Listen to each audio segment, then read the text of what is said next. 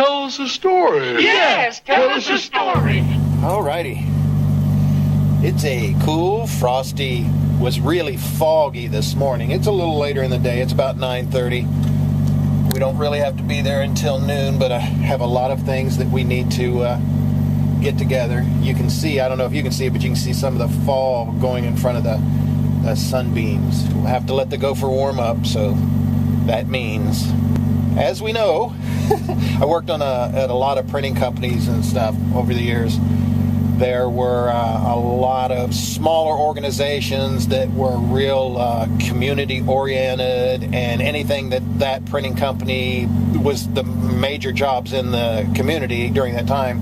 Anytime anything went on in that community in the printing company, the community was really, really, supportive of it. It was a big deal, and they made whoop-de-doos. There was one time when they had, at one of the smaller companies I worked at, they had got in a new press. Now, it was a used press, but to them, it was a new and very modern printing press. It had seven different printing press heads, so that on it could run several different colors, PMT colors, a multicolor press that would run all at one time instead of running sheet fed back and forth to change colors. So they got it all in, and it was a big whoop-de-doo, and they made announcements, and they had the community people in, they had the council people in, the Chamber of Commerce people in, all kinds of representatives. The mayor was in, they were taking photographs, they were doing all kinds of stuff. And it was a new press, so not everybody was really familiar with it, but with it being an open press the way it was very dangerous, and they always, we had to have the safety lines and all that.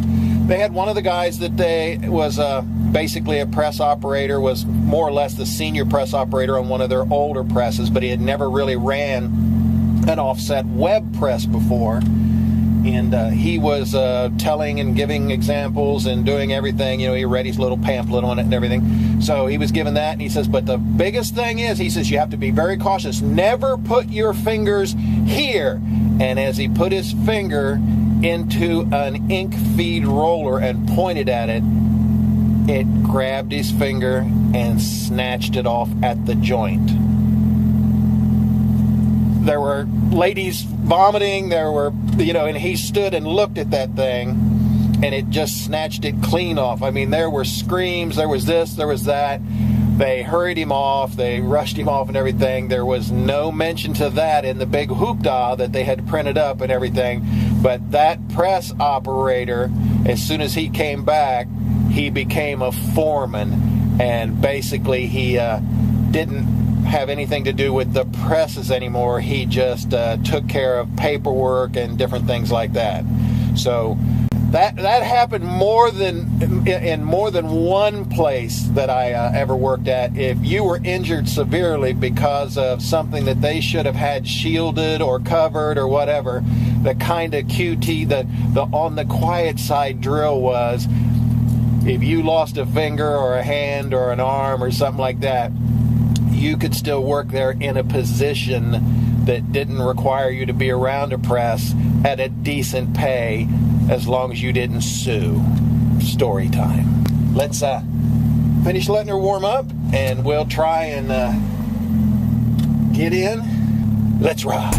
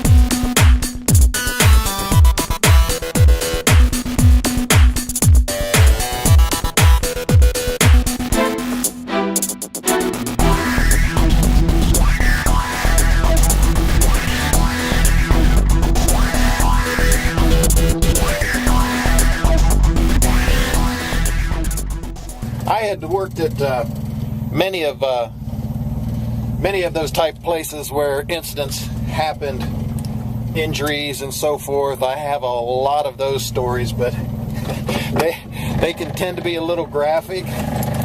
So I'm not sure if anybody's going to want to hear those or not.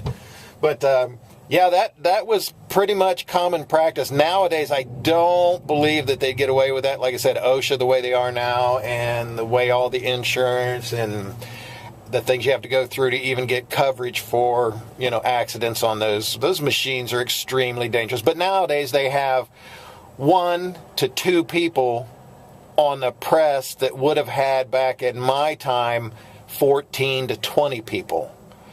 It just doesn't require the people to run those presses like it used to. You have basically one guy sitting in a console digitally controlling much of the stuff, and then another man running around manually checking things. You don't have all those people. Most of it's automated now. So that was it for story time. We're here. We have a lot of things to do today, so we'll get to work. See ya! Story time is over! Damn, that was annoying.